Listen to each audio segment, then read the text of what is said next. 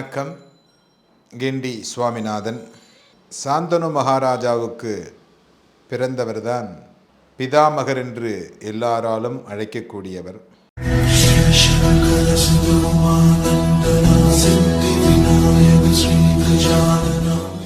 இந்த சாந்தனு மகாராஜாவினுடைய மனைவி இறந்து விடுகிறார்.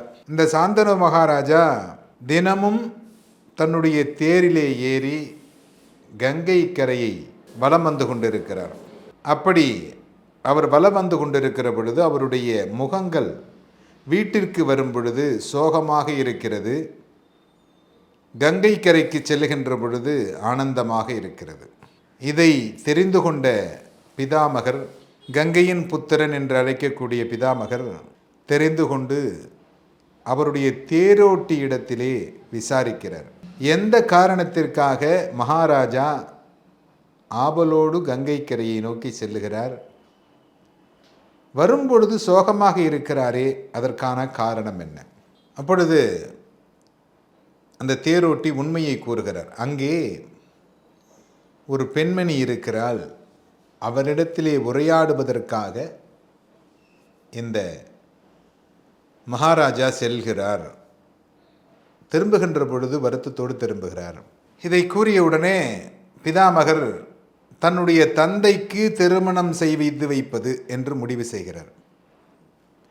அந்த பெண்ணுடைய மீனவ பெண்ணுடைய தந்தையிடத்திலே சென்று சாந்தனு மகாராஜாவிற்கு இந்த பெண்ணை திருமணம் செய்து தர வேண்டும் அப்படின்னு கேட்குறார். அப்படி கேட்கின்ற பொழுது மகாபாரதத்தை முழுமையாக ஒருவர் படித்துவிட்டால் அவருடைய வாழ்க்கையில் தவறு செய்கின்ற எண்ணம் வரவே வராது. இராமாயணத்தை முழுமையாக ஒருவன் படித்துவிட்டால் அவனும்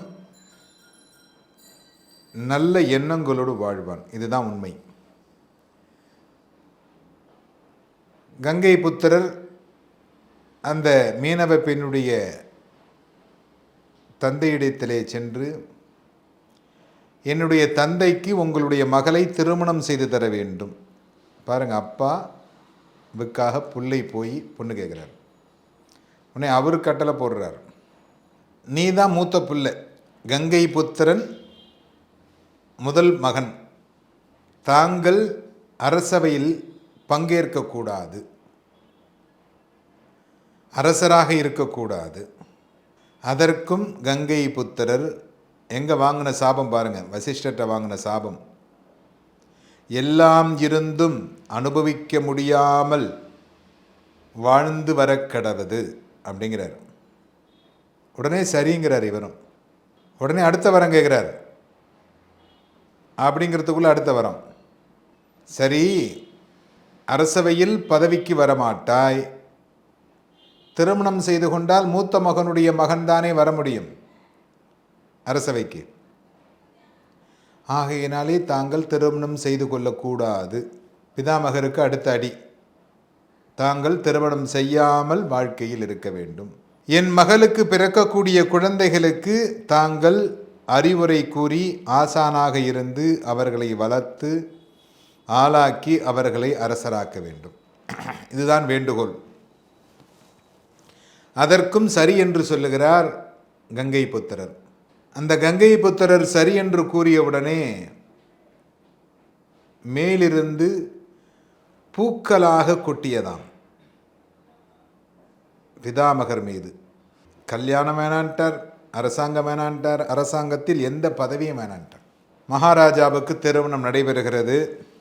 இந்த திருமணத்தை முன்னின்று நடத்தக்கூடியவராக இருப்பவர் கங்கை புத்திரர்.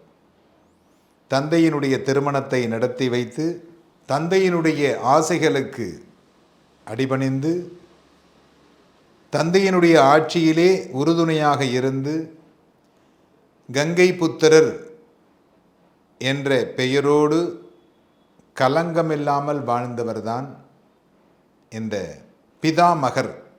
அப்படிப்பட்ட அஷ்டவசுக்களில் ஒருவராக பூலோகத்தில் கங்கையினுடைய புத்திரனாக பிறந்து வாழ்நாளில் எந்த சுகங்களையும் அனுபவிக்காமல்